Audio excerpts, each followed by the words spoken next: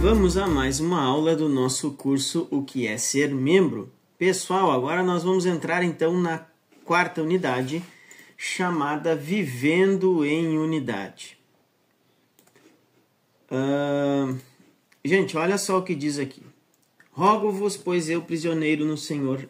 Paulo, né? Apóstolo Paulo, quando escreveu a carta aos Efésios, ele estava preso. Que andeis de modo digno da vocação que fosse chamado, com toda humildade e mansidão, com longanimidade, suportando-vos uns aos outros em amor. Isso aqui é muito interessante. Olha, presta atenção. Ó. Esforçando-vos diligentemente para preservar a unidade do Espírito no vínculo da paz. Unidade do Espírito. Essa unidade é a unidade na igreja. É a unidade entre os irmãos. Há somente um só corpo e um espírito, como também fosse chamado numa só esperança da vossa vocação. Há um só Senhor, uma só fé, um só batismo, um só Deus e Pai de todos, o qual é sobre todos, age por meio de todos e está em todos. Ou seja, aqui é um chamado à unidade, a viver em união. Ok? E aí olha que interessante, em Filipenses estava tendo discórdia na igreja, estava tendo contenda.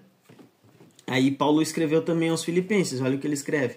Rogo a Evódia e rogo a Sintique, pensem concordemente no Senhor. A ti, fiel companheiro de jugo, também peço que as auxilies, pois juntas se esforçaram comigo no Evangelho. Também com Clemente e com os demais cooperadores meus, cujo nome se encontra no livro da vida. Então, Evódia e Sintique provavelmente estavam em algum atrito, né? Parece que os filipenses não estavam vivendo em unidade, havia conflitos e ressentimentos. Essas passagens servem para nos ajudar a entender que devemos preservar a unidade no Espírito, a unidade do Espírito no vínculo da paz. De quem é a responsabilidade de manter esse vínculo, né? Olha só, se você não responde de maneira bíblica quando alguém age com você de maneira inadequada, você está errado. Retaliação, né? Nossa tendência quando alguém nos machuca é retaliação, mas não é uma saída bíblica.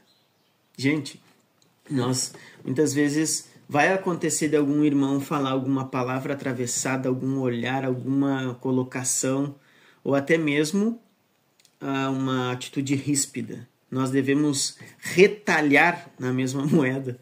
Não. Nós devemos sempre seguir a palavra. Olha o que diz Romanos. Abençoai os que vos perseguem. Imagina se nós temos que orar e abençoar quem nos persegue. Imagina os nossos irmãos. Né? Os erros dos nossos irmãos, os pecados cometidos muitas vezes. Né? E aí assim, gente, não é que a gente tem que sedar com todo mundo da igreja. Eu tenho que ser amigo íntimo de todos na igreja. Não. Nós vamos ter os nossos amigos mais próximos, né?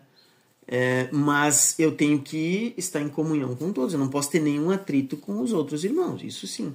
Então, abençoai que vos persegue, abençoai e não amaldiçoeis. Alegrai-vos com os que se alegram e chorai com os que choram.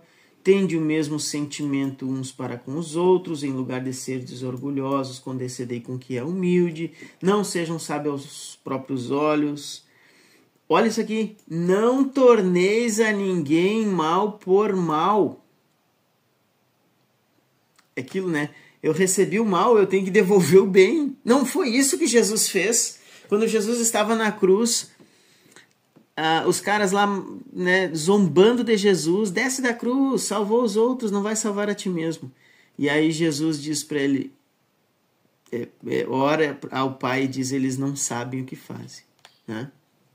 Então, esforçai-vos por fazer o bem perante todos os homens. Se possível, quanto depender de vós, tende paz com todos os homens. Não vos vingueis a vós mesmos, amados, mas dai lugar à ira, porque está escrito, a mim me pertence a vingança, eu é que retribuirei, diz o Senhor. Pelo contrário, se teu inimigo tiver fome, dá-lhe de comer, se tiver sede, dá-lhe de beber, porque fazendo isto amontoarás brasas vivas sobre a tua cabeça. Ok? Quais são as formas de retaliação mais comuns que nós devemos ter cuidado para preservar a unidade da igreja? Inércia, né? Se existe alguma desavença entre você e outro cristão, a inércia, né, deixar como tá, né, é inaceitável. Porque olha o que diz Mateus. Olha o que diz Mateus 5:23. Se, pois, ao trazeres ao altar a tua oferta, ali te lembrares que teu irmão tem alguma coisa contra ti, deixa perante o altar a tua oferta, vai primeiro reconciliar-te com teu irmão, e então, voltando, faze a tua oferta. Olha só que sério isso, né? Então, quando uma ofensa que não pode ser ignorada ou coberta ocorre entre dois irmãos em Cristo, a pior coisa a ser feita naquele momento é não fazer nada. Gente, tem que tomar atitude lá. Meu irmão, eu quero te pedir perdão, meu irmão. Eu não sei se eu te fiz alguma coisa, eu posso ter feito alguma coisa que te machucou, eu quero te pedir perdão. Pronto. Se nós tivermos sempre essa mentalidade de misericórdia, mas ele me fez isso. Irmãos, nós temos que manter o vínculo da paz, a unidade no Espírito. É uma ordem bíblica, é um mandamento bíblico, não é uma opção. A mente de Cristo. Olha só. Talvez algum irmão tenha boa intenção de conversar com algum irmão que o ofendeu, mas isso não basta. É necessário que esta confrontação seja feita da maneira certa. A solução é que todos pensem, sintam a mesma coisa, que todos tenham o mesmo modo de pensar. Mas o que isso significa? Vamos para a Bíblia. Olha o que diz aqui em Filipenses. Completai a minha alegria de modo que penseis a mesma coisa. E se pensar a mesma coisa, no sentido da fé, né? E no sentido do amor, né? E não ter ódio, ranço, mágoa entre um e outro. Tenhais o mesmo amor, sejais unidos de alma, tendo o mesmo sentimento. Nada façam, né, por partidarismo ou vanglória, mas por humildade, considerando cada um os outros superiores a si mesmo.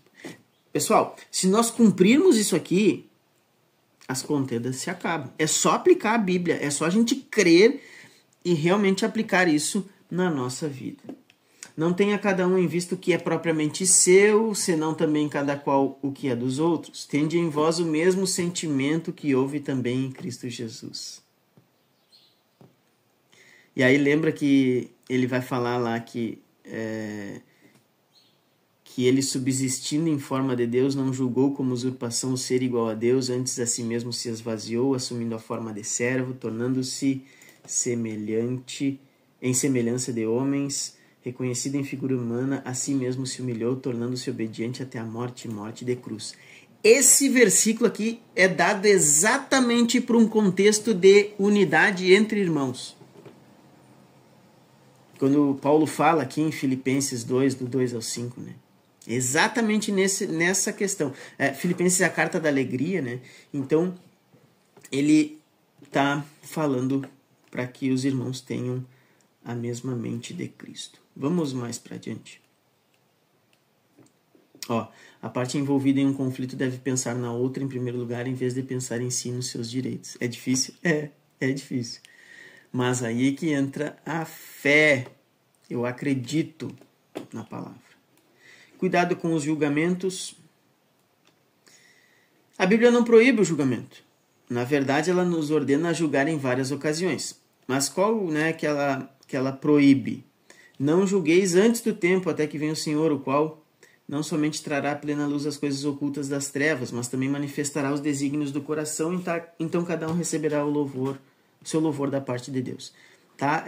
A gente tem que tomar cuidado com os... A gente pode julgar, mas temos que ter cuidado com o julgamento temerário, né? Então, por exemplo, nós não podemos julgar se uma pessoa é salva ou não salva. Assim, por mera especulação, né? Claro que se a pessoa está em pecado, disciplina... Quem julga se uma pessoa não é salva é a disciplina, todo o processo de disciplina, né? Então, graça e misericórdia. As pessoas que têm a mente de Cristo devem sempre tratar as outras pessoas como gostariam de ser tratadas, né? Lucas 6,31. Como querem que os homens vos façam, assim vocês devem fazer também. Efésios, longe de vós toda amargura e cólera, e ira e gritaria e blasfemas, e bem assim como toda malícia. Antes sede uns para com os outros benignos, compassivos, perdoando-vos uns aos outros, como também Deus em Cristo vos perdoou. Tá aí o exemplo, é Cristo, para nós amarmos os nossos irmãos e mantermos a unidade no Espírito. Ore, então, tenha graça, tenha misericórdia, ore. né? E